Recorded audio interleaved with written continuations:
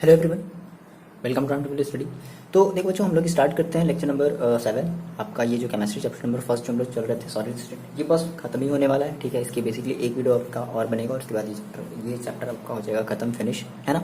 और आप क्वेश्चन को लगाया करो, है ना। ऐसा नहीं कि आप इस वीडियो को देख रहे हो और मतलब इस वीडियो को बिना देखे आप सेकेंड चैप्टर की डिमांड करो, तो आप करो, क्वेश्चन को पहले करो। ठीक है, आप देखो कि क्या हम सर एग्जैक्टली कर पा रहे हैं या नहीं कर पा रहे हैं। ठीक है, देखो इस वीडियो में हम पर्टिकुलर बात करेंगे अपने न्यूमेरिकल्स की, है ना। और जो भी हमारे फॉर्मूले बनने हैं, हम उनसे रिलेटेड चीज़ों को हम समझेंगे। ठीक है, बहुत ही आसान तरीके से हम इसको समझने वाले हैं। देखो, तो आपका एक जो क्वेश्चन मोस्ट इंपॉर्टेंट जो क्वेश्चन पूछता है वो पूछता है formula of compound from the number of void, है ना। अभी हमने इसके पहले वाले वीडियो में भी हमने फॉर्मूला बनाना सीखा था, लेकिन उसमें नंबर ऑफ वॉइड्स नहीं दिए होते थे। मेरी बात समझना, उसमें नंबर ऑफ वॉइड्स नहीं दिए हुए होते थे। लेकिन अब क्या होगा कि अब नंबर ऑफ वॉइड्स दिया हुआ होगा और उसके बेसिस पे बोलेगा कि चलो आप जो है इस कंपाउंड का फॉर्मूला बनाओ। ठीक है ना, हमारी बात में स्टार्ट किया जाए। ओके, ठीक है बच्चे, ये आप हेडिंग लगा लो। ठीक है, फॉर्मूला ऑफ कंपाउंड हम ये देखने वाले हैं on the basis of number of words. मतलब ये बोलेगा कि भाई कुछ जो वर्ड्स हैं, वर्ड्स मतलब जो आपके जो होल्स होते थे, जो खाली जगह होती थी, जो फ्री स्पेस होता था, है ना, उसको किसी उसको पर्टिकुलर भर दिया गया है, पर्टिकुलर किसी एटम की हेल्प से, किसी पार्टिकल की हेल्प से। तो बोलेगा कि चलो इसका फॉर्मूला बताओ, इस कंपाउंड का फॉर्मूला क्या होगा। ठीक है, देखो आपने बेसिकली जो आपका जो मेन जो वर्ड था, आपने दो टाइप के अपने वर्ड पढ़े थे। बेसिकली आपने क्या पढ़ा था, आपने टू टाइप्स ऑफ वर्ड पढ़ा था। ठीक है, टू टाइप्स ऑफ वर्ड पढ़ा था। कौन कौन सा आपने पढ़ा था? ठीक है, आपने फर्स्ट पढ़ा था टेट्राहेड्रल, टेट्राहेड्रल वर्ड्स आपने पढ़ा था। ठीक है, और दूसरा आपने क्या पढ़ा था? दूसरा आपने पढ़ा था ऑक्टाहेड्रल, ऑक्टाहेड्रल वर्ड्स आपने पढ़ा था। ठीक है, अब देखो, अब इसका फॉर्मूला बड़ा आसान सा है। देखो, अगर आपसे बोलता है नंबर ऑफ ऑक्टाहेड्रल वर्ड्स, मान लो अगर आपको निकालना है, क्या होता है, ये फॉर्मूला आपको यहाँ से याद रखना है कि number of octahedral, octa octa octa octa okay, octahedral, number of octahedral voids is equal to क्या होता है, नंबर ऑफ पार्टिकल्स या एटम्स कह लो। ठीक है, नंबर ऑफ पार्टिकल्स और एटम्स इन क्लोज पैकिंग। मतलब कि जितने आपके नंबर ऑफ ऑक्टाहेड्रल वर्ड्स होंगे, सेम उतना ही आपका क्या होगा, पार्टिकल होगा। आ रही बात में ये, है ना। मान लो कि अगर आपने नंबर ऑफ वर्ड्स, अगर मान लो आपने, मतलब ऐसे समझो कि इफ, ऐसे समझ लेते हैं कि इफ नंबर ऑफ वर्ड्स या नंबर ऑफ पार्टिकल्स, मान लो हमें पता है कि हमारे पास टोटल कितने पार्टिकल्स हैं, तो number of particles, number of particle मान लेते हैं अगर हम n है, तो हमारा जो नंबर ऑफ ऑक्टाहेड्रल वर्ड्स होगा, है ना, नंबर ऑफ ऑक्टाहेड्रल वर्ड्स जो होगा वो भी कितना हो जाएगा, n हो जाएगा। बहुत आसान सा न्यूमेरिकल्स होता है, मोस्ट इंपॉर्टेंट है, आपको इसके समझना है और इससे आपको अपनी सारी की सारी जो कॉपी है ना, मतलब जो भी आप कॉपी बना रहे हो, फिर जो भी आप कॉपी बना रहे हो आपको उसमें लिखना है। ठीक है ना, स्कूल से तो कुछ पढ़ाई हो नहीं रही होगी, तो आप इसका ही कॉपी बनाते चलो, लेकिन ये श्योर हो लो, आप ये इंश्योर हो लो, है ना। ठीक है, आरी बात समझ में। Number of particle that is, हमने मान लिया अगर n है तो टोटल नंबर ऑफ ऑक्टाहेड्रल जो ऐड होगा वो हमारा कितना होगा, n होगा। ये हमारा पहला फॉर्मूला मिला। नाउ हम बात करते हैं टेट्राहेड्रल वर्ड्स की। ठीक है, इसकी बात करते हैं, ये हमारा हो गया ऑक्टाहेड्रल। ठीक है, नाउ हम बात करते हैं टेट्राहेड्रल वर्ड्स की। ओके, देखो अब टेट्राहेड्रल वर्ड्स की जो कंडीशन होती है, क्या होता है, हमने कहा कि number of tetrahedral voids is equal to क्या होता है, 2 into number of octahedral voids. ठीक है, मान लो कि अगर नंबर ऑफ ऑक्टाहेड्रल वर्ड्स अगर मान लो n है ना, और यही n आपका किसके बराबर होगा, number of particles in a close packing particular, है ना। तो हमने कहा, हम ये कहेंगे कि जो नंबर ऑफ टेट्राहेड्रल वर्ड्स जो हमारा हो जाएगा वो हो जाएगा हमारा क्या, 2 इंटू n, बस। ठीक है, अब कैसे क्वेश्चन कैसे करते हैं, अब ये देखो, थोड़ी बहुत, हम नहीं कह रहे हैं कि आपको ये पूरा का पूरा समझ में आया, कोई बात नहीं, नहीं आया समझे ना, कोई बात नहीं, थोड़ी सी बातें समझ में, आपको ये चीज़ तो पता चला, ये चीज़ पता चला ना, आपको नहीं आया समझे कि हम सर हम क्वेश्चन कैसे डील करेंगे। अब हम बात करते हैं क्वेश्चन की। ठीक है, इतनी बातें आपने नोट डाउन कर ली। ठीक है ना। देखो हम क्वेश्चन देखते हैं, मोस्ट इंपॉर्टेंट क्वेश्चन, और ये जितने भी आपके बच्चे क्वेश्चन आए हुए हैं वो सारे के सारे प्रीवियस ईयर एग्जाम में आए हुए हैं, क्योंकि पिछली बार ये जो चैप्टर था वो आपके जो भी सीनियर थे, है ना, जो भी आपके पहले जो 12th वाले बच्चे थे उनके टाइम में ये जो चैप्टर है वो हटा दिया गया था, बट आपके समय में ये ऐड कर दिया गया है। तो अब हम ये देख लें क्या कि जो नंबर ऑफ, अब हम इससे रिलेटेड क्वेश्चन देखेंगे, और मोस्ट इंपॉर्टेंट क्वेश्चन आते हैं एग्जाम में, बहुत ही छोटे से बहुत ही सिंपल से होते हैं। ठीक है, चलो देखते हैं क्वेश्चन। देखो जी, ये आपका फर्स्ट क्वेश्चन है। क्या कह रहा है, पहले आप क्वेश्चन को अपनी कॉपी में नोट डाउन कर लो। ठीक है, आप पीडीएफ जाकर ये डाउनलोड कर लेना, आपको बहुत से और जो क्वेश्चन है वो मिल जाएंगे। ठीक है, देखो फर्स्ट क्वेश्चन पढ़ते हैं। कह रहा है कि compound formed by 2 element X and Y, है ना।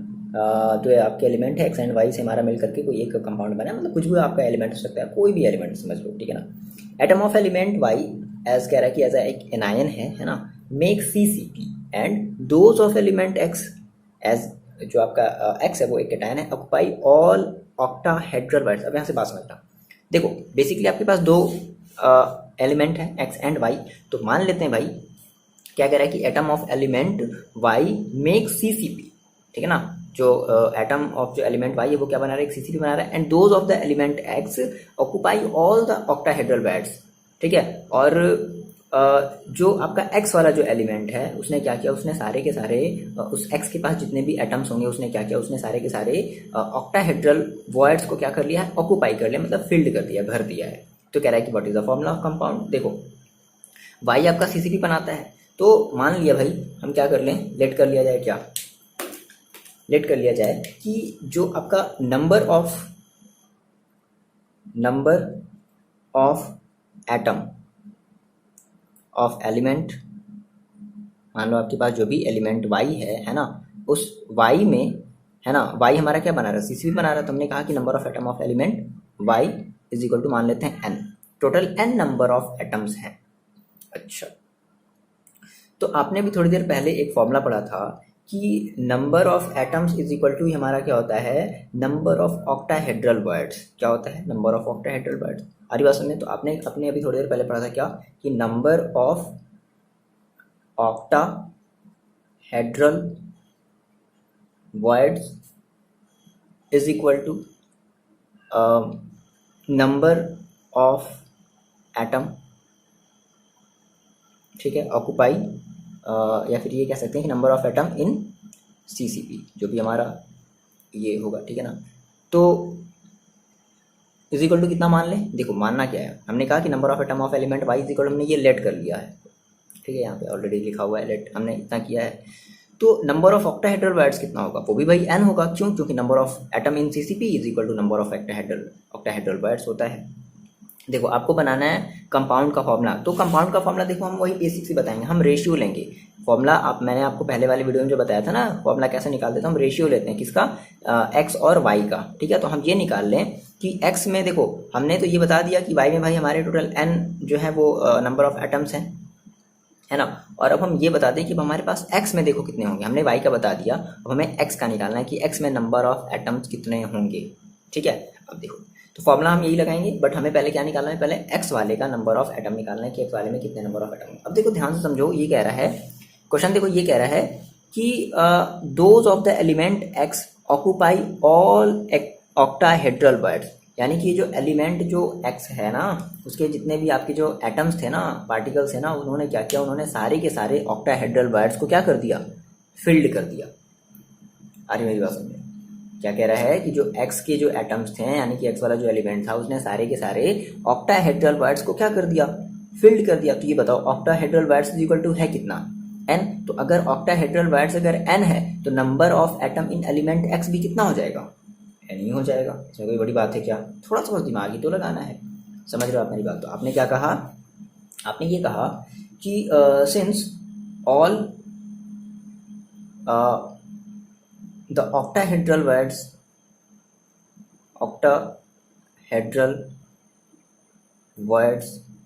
are filled by या occupied by, जो भी कह लो, एटम x, है ना, जो भी x का एटम है वो सारा का सारा क्या कर रहा है, ऑक्यूपाइड करते रहा। कैपिटल x ले लेते हैं क्योंकि क्वेश्चन में कैपिटल x लिया है। ठीक है, तो अगर ऐसा है तो अब अगर हम आपसे ये पूछे कि number of atom in x कितने होंगे, number of atom of x कितना होगा, आप बता सकते हो। Number of atom of x, तो कितना हो जाएगा इज इक्वल टू एन हो जाएगा, बोलो, क्योंकि वो सारा का सारा क्या कर ले रहा है, ऑक्टाहेड्रल, यानी कि पूरा का पूरा जो एलिमेंट था वो पूरे के पूरे वर्ड्स को भर गया, और पूरा का पूरा वर्ड्स है कितना, एन है, तो पूरा का पूरा हमारा जो number of atoms of x होगा वो कितना होगा, एन होगा। ठीक है, अब देखो रेशियो का फॉर्मूला क्या होता है, एज वी नो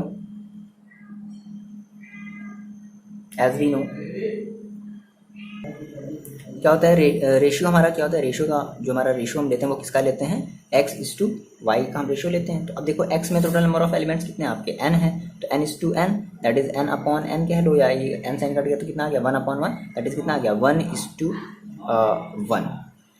ठीक है, तो रेशियो आ गया। अच्छा, कंपाउंड का फॉर्मूला क्या हो जाएगा, तो फॉर्मूला ऑफ कंपाउंड क्या हो जाएगा, फॉर्मूला ऑफ कंपाउंड जैसे आप करते थे पिछले वाले में, तो क्या हो जाएगा, x के पास कितना है 1 है, और y का भी, y के भी मतलब बेसिकली हमने रेशियो निकाला तो कितना है 1 1 आया, तो दैट इज कितना हो जाएगा x एंड y, ये आपका हो जाएगा कंपाउंड का formula.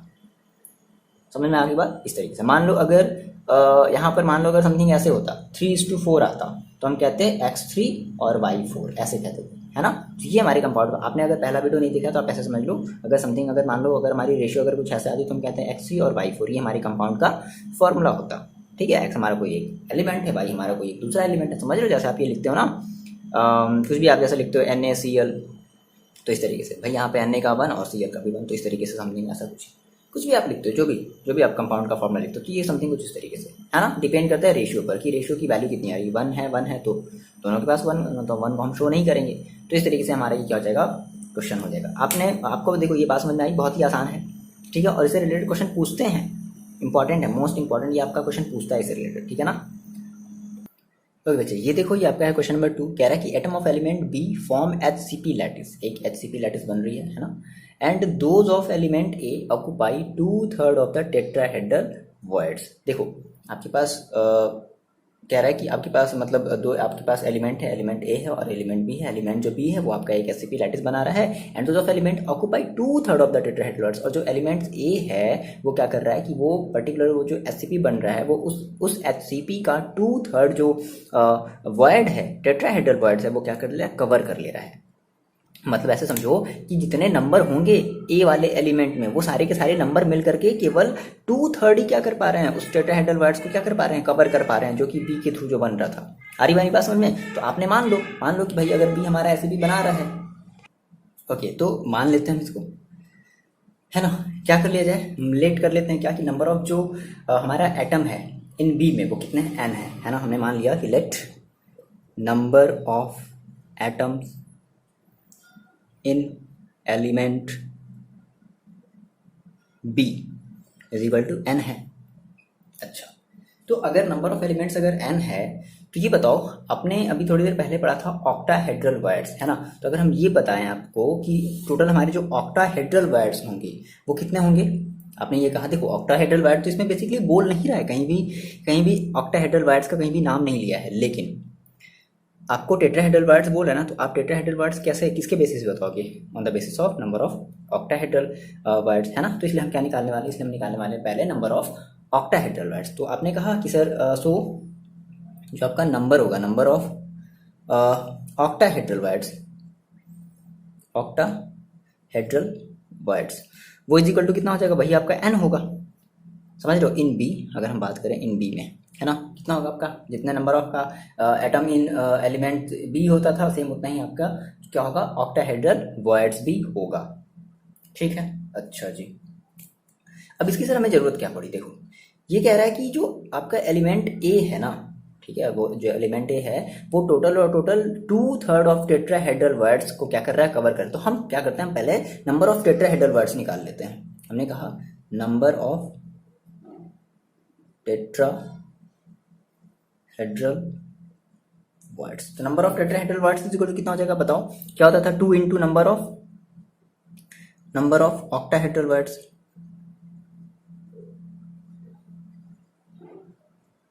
Number of octahedral voids. ठीक है, तो कितना हो जाएगा, ये हो जाएगा आपके पास 2n।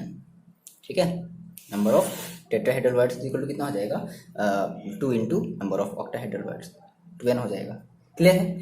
अच्छा, फिर आगे आप देखो, आपके क्वेश्चन में आपने क्वेश्चन को नोट कर लिया, क्या कह रहा है कि those of element A occupy 2/3 of tetrahedral words, यानी कि ऐसा समझो कि एलिमेंट में ए में जितने भी आपके एटम्स थे, है ना, जितने भी एटम्स थे वो बेसिकली क्या कर रहे हैं, वो टोटल टेट्राहेड्रल वर्ड्स को नहीं कवर कर पा रहे हैं, वो केवल इस टेट्राहेड्रल वर्ड का 2/3 ही कवर कर पा रहे हैं। मेरी बात समझ रहे हो? यानी कि अगर हम आपसे ये पूछे बच्चे कि चलो बताओ कि number of element in B कितने हैं, तो आप क्या कहोगे? आप ये कहोगे 2/3 ऑफ टेट्राहेड्रल वर्ड्स। बोलो, अरे बारी बात समझ में? आपने कहा कि सर नंबर ऑफ, ये देखो, ये थोड़ा सा बेसिक चीज अपना माइंड यूज करो। समझ रहे हो मेरी बात को? नहीं समझ रहे हो आप? Number of atoms in element A is equal to, क्या कह रहा है कि जो है ना, जो ए का जो ए एलिमेंट है ना, वो पूरा का पूरा 2/3 ही क्या कर पा रहा है, कवर कर पा रहा है, पूरा नहीं कवर कर पा रहा है। तो दैट इज, हमने कहा कि अच्छा उसमें जो एटम्स हैं वो कितने कर पा रहे हैं, वो 2/3 ही कवर कर पा रहे हैं। आपको पता है ना भाई, एलिमेंट्स स्फीयर एटम्स पार्टिकल से मिलकर के बना हुआ है, तो वो 2/3 ही केवल क्या कर पा रहे हैं, कवर कर पा रहे हैं। तो आपने कहा सर 2/3 ऑफ टेट्राहेड्रल वर्ड्स। बोलो, ये बात आपको समझ में आ गई ना? आप ये कमेंट करके बताओगे, ठीक है? सो 2/3 इंटू नंबर ऑफ अपने टेट्राहेड्रल वर्ड्स निकाला है, कितना है 2n, तो कितना हो जाएगा 4n/3, ठीक है? तो आप इसका रेशियो निकाल लो। सो रेशियो इसका कितना हो गया, रेशियो इज इक्वल टू कितना हो जाएगा, तो आप क्या कहोगे, ratio that is a is to b। अब ए देखो, ए का आपका एटम्स कितना आया है, ए का आपका आया है 4n/3 और इस टू b का आपका कितना आया है 2n। हम क्या करते हैं, रेशियो में हम दोनों की अपॉन में 3 लाने की कोशिश करते हैं। अब सोचो, अगर आप यहाँ पर अगर आप 3 लाना चाहते हो तो आपको क्या करना पड़ेगा, 3 का मल्टीप्लाई करना पड़ेगा, है ना? तो ये बेसिकली आपके पास कितना हो जाएगा, इसको आप सॉल्व कर लो, कितना हो गया 4n/3 इज टू 6n/3। देखो क्या होता है कि ये पूरे के में से 3 से क्या होता है, 3 से 3 आपका ये गायब हो जाता है, तो कितना बचेगा आपके पास बचेगा, और यहाँ से n गायब हो गया, कितना बचा? अब यहाँ से देखो, जितनी चीज़ें कट सकते हैं आप उतनी चीज़ें काटो, है ना? 2 और ये कितना बचा 3, यानी कि क्या बचा आपके पास ये बचा 2:3, ठीक है? एक देखो ब्लंडर मिस्टेक हो गया, क्या मेरी बात समझना है? यहाँ से 1 मिनट रुको, 1 मिनट देखो, हम बी की एटम्स जो हैं गलत रख दी ना भाई। बी का इतना थोड़ी ना है, बी का देखो कितना है, बी का आपका n आया है, यहाँ देखो बी का कितना आपने माना है, n माना है ना, ओके, तो इसलिए गड़बड़ आ रहा है ना। 4n/3 इज टू बी का कितना है n, तो आप यहाँ से क्या कर लो, सेम वही काम, 4n/3 इज टू 3n/3। बोला ऐसा कर सकते हैं, 3 से 3 कैंसिल हुआ, n से n कैंसिल हुआ, तो क्या बच गया आपके पास, तो a इज टू बी आपका कितना आ गया, a इज टू बी का आपका आ गया 4:3। अच्छा, तो ये रेशियो आपने निकाल लिया, ठीक है? तो आपके यहाँ से क्वेश्चन पूछता है, या तो रेशियो पूछ देगा या तो आपका कंपाउंड का फॉर्मूला पूछ देगा। तो कंपाउंड का फॉर्मूला कितना हो जाएगा, देखो आपको, formula of compound is equal to कितना हो जाएगा, तो ए का देखो कितना आया 4 और बी का कितना है 3, तो A4B3, ये आपके कंपाउंड का फॉर्मूला हो जाएगा। क्लियर है? ऐसे क्वेश्चन को सॉल्व करते हैं। ओके बच्चे, ये आपका क्वेश्चन नंबर 3 ट्राई कर सकते हो आप, एक बार ट्राई कर सकते हो ट्राई। चलो कर लिया, देखो कैसे करना है, सिंपल सा है। कह रहा है कि एक क्यूबिक बॉडी है, ठीक है? क्यूबिक बॉडी दे दिया पहले ही, कह रहा है कि is made up of 2 elements P and Q, 2 element से मिलकर के बना है, P एंड Q एलिमेंट से मिलकर के बना है। कह रहा है कि atom Q are at corners of cube. देखो जो Q एटम है वो कहाँ है, वो कॉर्नर्स पर है क्यूब के, and P at the body centre. तो आप मेरे को ये बताओ कि अगर Q कॉर्नर पर है, आपने कहा सर कि हमारा जो Q है, Q एट कॉर्नर्स, तो अगर ये कॉर्नर्स पर होगा तो बताओ ये कितना कंट्रीब्यूशन करेगा टोटल, है ना? सो कंट्रीब्यूशन हम क्या निकाल लें, कंट्रीब्यूशन निकाल लें, आपने ये सीखा ना निकालना। So contribution of corner atoms, contribution of corner atom कितना वो अपना कंट्रीब्यूशन करता है, 1/8, तो आपको पता है, ठीक है? अच्छा, तो टोटल आपके पास होते कितने 8, तो टोटल 8 कितना कंट्रीब्यूट करेगा, है ना? टोटल जो आपका होगा, total atom is equal to कितना हो जाएगा 1/8 इंटू 8, कितना हो जाएगा 1, यानी कि 1 एटम आपके क्या होगा टोटल मिलाकर के कॉर्नर पर होगा। अच्छा, फिर कह रहा है कि जो आपका P है ना, corner of and P at the body centre, जो P है वो आपके बॉडी सेंटर पर, तो बताओ बॉडी वाला कितना कंट्रीब्यूट करेगा, तो आपने कहा कि बॉडी, सिंस आपका जो P है, P in the body the body of cube, ठीक है। तो ये कितना कंट्रीब्यूट करेगा, ठीक है। सो कंट्रीब्यूशन बॉडी वाले आपका पता है ये वो पूरा का पूरा अपना क्या करता है एटम, वो किसी और से शेयर नहीं करता है ना, मतलब वो अकेला खुद। तो कंट्रीब्यूशन ऑफ पी एटम कितना होगा टोटल उसका, वन ही होगा। तो आपने कहा सर क्यू के पास देखो कितना है, 1 है, और पी के पास भी कितना है, 1 है। क्या पूछा आपसे, what is the formula of compound, तो आप इसका रेशियो निकाल लो, है ना। तो आपने कहा सर रेशियो इसका कितना हो जाएगा, P is to Q is to 1:1, that is P1 और Q1 दैट इज PQ। तो ये आपका क्या हो जाएगा, ये आपका फॉर्मूला ऑफ कंपाउंड हो जाएगा। समझ में आ रही मेरी बात, फॉर्मूला ऑफ कंपाउंड। चलो ये तो बहुत आसान था, नहीं आपने कर भी लिया होगा, ठीक है। अच्छा पूछ रहा है कि what is the formula of compound and what is the coordination of P and Q। देखो P और Q आपकी जो एटम होगी उसका जो आपका कोऑर्डिनेशन नंबर बताना है, CN बताना है। तो बता सकते हो आप कितना होगा, गेस कर सकते हो। CN 8 होगा। देखो कैसे होगा, वेट करो बताते हैं। वो पूरा टूट गया जो बनाया था ना कंचे का वो थोड़ी देर तक चिपका रहा, उसके बाद ये पूरा का पूरा फिर टूट गया, बिखर गया। ये कुछ बड़ा सा ऐसे बनाया थे हम, ठीक है। ये पूरा का पूरा बिखर गया, टूट गया। ओके देखो, उप्स, चलो वैसे जाने तो देखो, ठीक है। आपने कहा सर ये है टोटल मेरे पास, ऐसे होंगे, ठीक है। सिंपल क्यूब है ना, तो इस तरीके से होगा। ऐसा समझो कि एक दूसरे के ऊपर ऐसे एक लेयर रखा हुआ है ना। देखो तो इस वाले से देखो कितना अटैच है, 1 2 सॉरी इस वाले से देखो, इस वाले से कौन सा अटैच है, 1 2 3 4। अब क्या करो, एक और लेयर ऐसे बनाओ, समझ रहे मेरी बात। एक और ऐसे आपको लेयर बनाना है और उस लेयर को क्या करना है, ऐसे यहाँ से ऐसे देखो, ऐसे ऐसे पकड़ के ऐसे उठाओ, यूं ऐसे उठाया और ये ला करके ऐसे इस पर रख दिया, समझ रहे हो। यूं ऐसे उठाया और ये ला करके ऐसे इस पर रख दिया। तो देखो अब इस वाले को फिर 4 और घेर लेंगे ऊपर से, 4 और घेरेंगे ना, ठीक है। तो टोटल कितने हो गए, 8 हो गए। आ रही बात समझ में। अब देखो जी कुछ एक दूसरे टॉपिक से रिलेटेड हम अपने न्यूमेरिकल्स को देखते हैं। ये सारे के सारे आपके मोस्ट इंपॉर्टेंट, ठीक है ना, आपको लगाना है। ओके तो आपने पैकिंग इफिशिएंसी की आपने बात करी थी, आपने पैकिंग इफिशिएंसी आपने पढ़ा था, ठीक है। अब उससे रिलेटेड हम जो है कुछ क्वेश्चंस को देखते हैं। देखो 3 बातें आपको ध्यान रखनी है कि अगर आपका कोई अगर सिंपल क्यूब है, ठीक है, तो सिंपल क्यूब में आपको A इक्वल टू क्या मिलता था, सिंपली 2R आप कहते थे, जिसको आप D भी कहते हो, डायमीटर।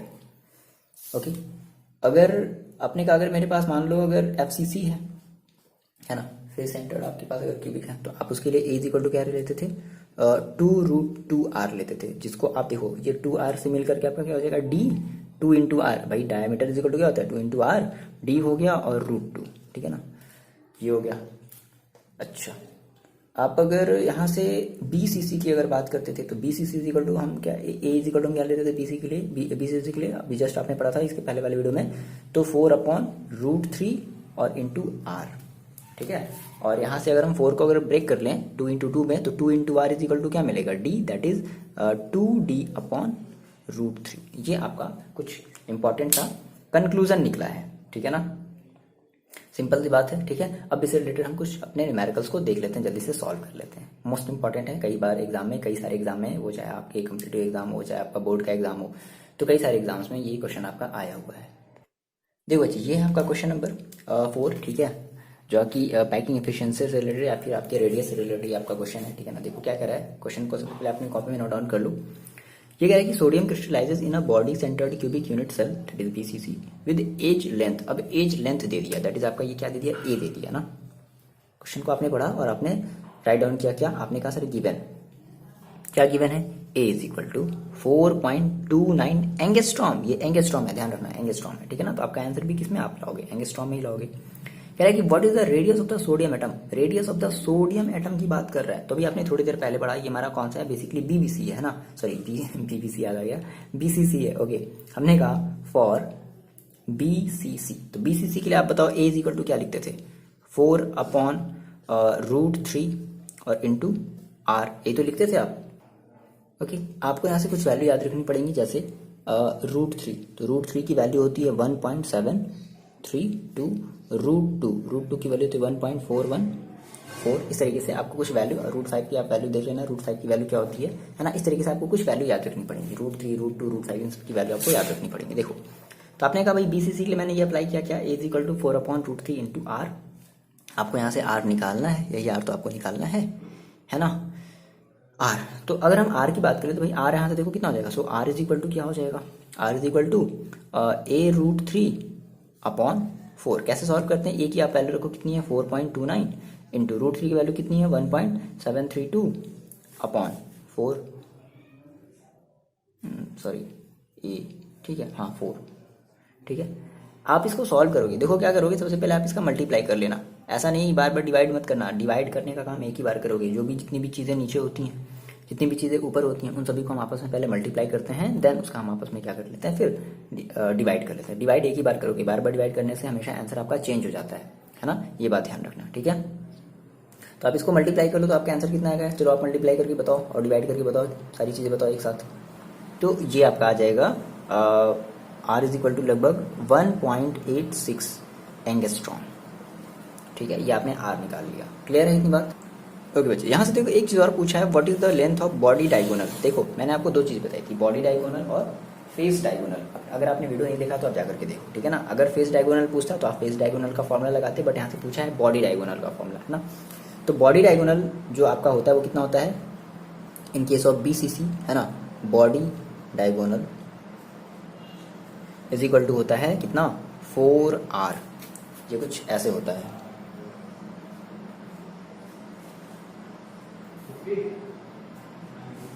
ठीक है, 1R, 2R, 3R, 4R, total कितना होता है 4R।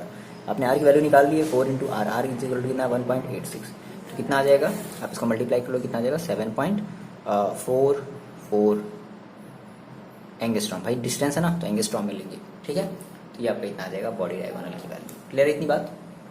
तो इस तरीके से और भी आप क्वेश्चन लगाओगे, आपको ये पूरा का पूरा जो है वो PDF मिल जाएगा, आप डाउनलोड कर लेना, है ना। अपलोड होने के बाद जस्ट हम PDF भी क्या कर लेंगे, अपलोड कर देंगे, और आप ये सारी चीज़ें लगाओगे। देखो मोस्ट इंपॉर्टेंट है, बहुत ही आसान होता है बच्चे, आता है, अच्छे मार्क्स का आता है, 2 मार्क्स का आता है, ठीक है ना। और मोस्ट इंपॉर्टेंट आसान सा, बहुत आसान होता है, बस थोड़ा सा आपको कैलकुलेशन सीखना है, कैलकुलेशन आप कितनी अच्छी कर सकते हो इस चीज़ के लिए, ठीक है ना। तो हमने एक इस टाइप के भी हमने क्वेश्चन को करना सीख लिया, और भी बहुत सारे क्वेश्चन हैं आपको PDF में मिल जाएंगे, आप डाउनलोड करो, ओके।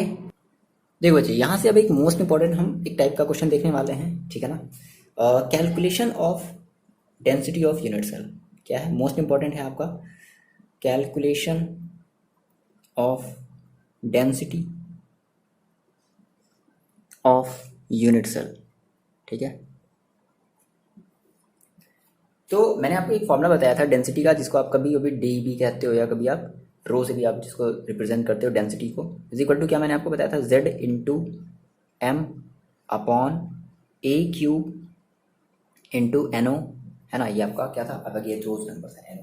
देखो तो मेरे को लगा था कि आप लोग क्वेश्चन सॉल्व कर लोगे, बट कमेंट आया एक बच्चे का कि सर आप बता दीजिए, तो ठीक है, मैंने उसको सोचा कि बता देते हैं, ठीक है ना। देखो हम भी थोड़ा पहले इसको ट्राई किए तो थोड़ा सा अजीब लगा, है ना। तो अब देखो क्या किया गया ना, सिंप्लिसिटी के लिए, देखो आपका जो आंसर आएगा वो हमेशा, जो डेंसिटी आएगा ना वो आपका g/cm³ में आएगा, ओके। तो अब एक बात आप ध्यान रखना, ठीक है। देखो मेरी बात समझना, हम सबसे पहले सबके मतलब समझ लेते हैं। Z = हमारा क्या होता है, Z हमारा होता है नंबर ऑफ पार्टिकल्स ना, कितने पार्टिकल्स हैं, कितने एटम्स हैं, ठीक है। एटम्स कह लो, पार्टिकल्स कह लो, बात एक ही है। अगर आपने कहा सर अगर मेरे पास अगर सिंपल है, क्या है, अगर मेरे पास सिंपल अगर क्यूबिक है, सिंपल क्यूबिक के लिए हम Z = कितना लेंगे 1 लेंगे। अगर आपने कहा सर मेरे पास अगर BCC है ना, बॉडी सेंटर्ड है, तो हम उसके लिए जो हम Z है वो कितना लेंगे 2 लेते हैं। और अगर FCC है, ठीक है, FCC है, तो उसके लिए हम जो Z है वो कितना लेते हैं 4 लेते हैं। तो आपको पता है, आपके क्वेश्चन में मेंशन रहेगा कि ये आपका जो है वो पार्टिकल, वो आपका स्ट्रक्चर है, जैसा भी स्ट्रक्चर को आपका दे देगा। अच्छा, यहाँ पे हमारा जो M होता था, M को हम क्या कहते थे, M को हम कहते थे एटॉमिक मास, याद है, एटॉमिक मास। अगर मान लो एलिमेंट है तो एटॉमिक मास लेंगे, और मान लो अगर कोई कंपाउंड हो गया तो फिर क्या लेंगे, मोलर मास लेंगे। समझ रहे हो मेरी बात। जैसे कोई कंपाउंड है, जैसे मान लो आपने कहा NaCl, तो अब NaCl का आप क्या लोगे, आप मोलर मास लोगे ना। और मान लो केवल सोडियम है, तो सोडियम का आप क्या लोगे, एटॉमिक मास लोगे, ठीक है। अब यहाँ पे आप ए का मतलब जान रहे हो, ए यहाँ पर आपका क्या है, तो ए यहाँ पर आपका है एज लेंथ, है ना, पर्टिकुलर उस क्यूब की क्या है, लेंथ है, तो एज लेंथ, ठीक है। अब ये जो एज लेंथ है ना, ध्यान रखना कि ये जो एज लेंथ है ये हमेशा अपनी सिंप्लिसिटी के लिए, देखो मैं आपको सिंप्लिसिटी के लिए बता रहा हूँ, है ना, अच्छे से आप क्वेश्चन को कर लो, तो आप क्या करोगे, आपकी जो भी एज लेंथ होगी आप उसको हमेशा जो है पिकोमीटर में ही लेना, इसमें लेना पिकोमीटर, इसको आप लोग कहते हो पीएम, स्मॉल पी रहेगा ये, ठीक है, पीएम, याद रखना पिकोमीटर में लेना। तो अगर आपने जब इसको पिकोमीटर में, आप अगर देखो, आप सिंप्लिसिटी के लिए अगर आप इसको पिकोमीटर में ले रहे हो, है ना, तो आप कह रहे हो सर यहाँ पे तो आपने ग्राम पर सेंटीमीटर क्यों बताया, देखो कुछ नहीं, टेंशन मत लेना, मैं आपको बता रहा हूँ एक्स्ट्रा आप क्या करोगे, आप सिंपली यहाँ पे 10⁻⁻30 का मल्टीप्लाई कर देना, बस ये आपका हो गया कंप्लीट, समझ रहे हो। तो आपका जो भी आंसर आएगा हमेशा वो आएगा ग्राम पर सेंटीमीटर क्यूब में आएगा। क्लियर है इतनी बात ना, ठीक है, बहुत आसान, इस तरीके से आप करोगे तभी जाकर के आपके क्वेश्चन लग पाएंगे, वरना हो जाओगे कंफ्यूज है, ये पता नहीं क्या क्या दे दिया, आप नहीं कर पाए। तो याद रखना एज लेंथ को हमेशा किस में लेना, पिकोमीटर में लेना, ठीक है। अच्छा, एनओ का मतलब तो आप जानते ही हो, अवोगाद्रोस नंबर है, ठीक है, और आप जानते हो कितना होता है, 6.022 इंटू 10⁻23 एटम्स, या जो भी आपके मॉलिक्यूल्स, अगर आपका एक कंपाउंड है तो मॉलिक्यूल्स लेंगे, एलिमेंट है तो एटम्स लेंगे, ये सारी चीज़ें होती हैं। अच्छा, 1 पिकोमीटर इक्वल टू, याद रख लो कितना होता है, 1 पिकोमीटर इक्वल टू होता है 10⁻⁻12 मीटर, और 1 पिकोमीटर को अगर हम बात करें सेंटीमीटर में, तो 1 पिकोमीटर इक्वल टू होता है 10⁻10 सेंटीमीटर। अब हम क्वेश्चन देखते हैं, इससे रिलेटेड फॉर्मूला याद हो गया, ये सारी बातें आपको समझ में आ गई। अब इससे हम रिलेटेड एक क्वेश्चन देखते हैं। देखो जी, ये है क्वेश्चन, बहुत ही आसान क्वेश्चन है, आप ये क्वेश्चन लगाओगे और उसकी बेसिस पे आप बहुत सारे ये पीडीएफ फाइल में जो है वो बहुत सारे क्वेश्चन दिए गए हैं, आप उसको लगाना है, ठीक है ना। कह रहा है कि देखो एक क्वेश्चन आप समझ लो, जिस बेसिस पे हमने फॉर्मुला देखा उस बेसिस पे हमारा ये क्वेश्चन है, कह रहा है कि फेस सेंटर्ड क्यूबिक एलिमेंट है, क्या है, एफसीसी है। सबसे पहली चीज क्या गिवन है आपके पास, एफसीसी, ठीक है, एफसीसी है। कह रहा है कि atomic mass that is M दे दिया, कितना दे दिया, 60, है ना, हैज सेल एज, अब उस सेल की एज दे, that is a is equal to दे दिया गया कितना, 400 पिकोमीटर। देखो ये आपका ए भी किस में दिया गया, पिकोमीटर में ही दिया गया। कह रहा है कि what is the density of unit cell, तो आपको डी निकालना है, आपको डी की वैल्यू निकालनी है। ओके, इतनी बातें आपको तो समझ में आ ही रही होंगी, है ना, डी कह लो या रो कह लो, आपकी मर्जी। तो आपने कहा सर मेरे पास फॉर्मूला पता है हमें, क्या, z into M upon a cube into N O into 10⁻⁻30, याद रखना, है ना, तब जाकर के आपका आंसर कितना आएगा, ग्राम पर सेंटीमीटर क्यूब में आएगा। तो z की वैल्यू देखो कितनी दी गई है, z देखो एफसीसी के लिए, एफसीसी के लिए आप बताओ, एफसीसी के लिए आप जो z है वो कितना लेते हो, 4 लेते हो, फेस सेंटर्ड है भाई, तो फेस सेंटर्ड है तो z इक्वल टू कितना लोगे आप, 4 लोगे। अच्छा, तो 4 इंटू एम कितना रखोगे आप, 60 अपॉन ए की वैल्यू कितनी है, 400 का cube into number of Avogadro's, Avogadro's number कितने होते हैं, 6.002 इंटू 10⁻23 इंटू 10⁻⁻30, ठीक है ना। क्या करोगे आप, पहले इनका मल्टीप्लाई करोगे, समझे, उसके बाद आप इन सभी का मल्टीप्लाई करोगे और जो पावर में है उनको आप ऊपर भेज दोगे, है ना, देन आप एक ही बार डिवाइड करना। मैं आपको बार बार बता रहा हूँ कि आप डिवाइड को एक ही बार करोगे, बार बार डिवाइड करने से आंसर हमारा बार बार बदल जाता है, ठीक है। तो आप जब मल्टीप्लाई करके इनका और इनका आप जब मल्टीप्लाई करके जब आप डिवाइड करोगे तो आपका जो डी है वो आ जाएगा आपका कितना, 6.23 ग्राम पर सेंटीमीटर क्यूब। आपको और कुछ करने की जरूरत ही नहीं, मैंने आपको जो फॉर्मूला बताया ना वो आपका बेस्ट फॉर्मूला है, ठीक है ना, ठीक है, जो हम जो 10⁻30 का जो मल्टीप्लाई करते हैं ना अपॉन में, वो आपका बेस्ट फॉर्मूला है। तो इस बेसिस पे आप क्या कर सकते हो, आप सारे क्वेश्चन को सॉल्व कर सकते हो। मान लो जैसे अगले वाले क्वेश्चन में सेम, बस मैंने क्या ले लिया, किसी एलिमेंट की जगह मैंने मान लो NaCl ले लिया, तो अभी आप क्या निकालोगे, अब आप NaCl का मॉलिकुलर मास निकालोगे, है ना। तो Na का आपको एटॉमिक मास याद होना चाहिए, ठीक है, उसके बाद Cl का एटॉमिक मास याद होना चाहिए, और दोनों को आप ऐड कर दोगे तो आपका मॉलिकुलर मास ऑफ NaCl निकल जाएगा, ठीक है। तो इस तरीके से आप क्वेश्चन को कर सकते हो। आई होप आपको ये चीज़ें जो हैं वो समझ में आई होंगी, आप जैसा भी आप कमेंट करके बताओगे, हाँ सर मेरे को ये समझ में आया है। और मिलते हैं नेक्स्ट वीडियो में। देखो ये जस्ट अगले वीडियो में हम इसको कर देंगे फिनिश। अब बस आपका एक टॉपिक और बचा है, डिफेक्ट बचा है ना, तो हम डिफेक्ट को भी फिनिश कर देंगे और उसके बाद हमारी चैप्टर हो गया खत्म। क्लियर है, बहुत आसान है, आपको टेंशन नहीं लेना है, सिलेबस बहुत ही जल्दी जल्दी चल रहा है, 3 चीज़ें हम लेकर के चल रहे हैं, फिजिक्स, केमिस्ट्री और मैथ्स। ओके, आपको ये 3 चीज़ें बहुत ही अच्छे समझ में आएंगे। अगर थोड़ा भी अगर प्रॉब्लम आता है ना तो आप कमेंट करके बताओ, ठीक है। आप अपना फीडबैक देखते हो, अच्छा लगता है मेरे को, ठीक है, अच्छा लगता है, आप अपना फीडबैक दिया करो, जो भी अच्छा है गलत है जो भी सही है, सारी चीज़ जो है जैसे भी आप अपना फीडबैक दिया करो, अच्छा लगता है मेरे को। चलो ठीक है, तो मिलते हैं आपसे नेक्स्ट वीडियो में, और इस चैप्टर को हम अगले वीडियो में खत्म करेंगे, फिनिश करेंगे, और हम स्टार्ट करेंगे कल से नया चैप्टर। ठीक है, तो आप पढ़ते रहो और अपना ख्याल रखो, और कमेंट करके जरूर बताओगे आपको ये कैसा लगा।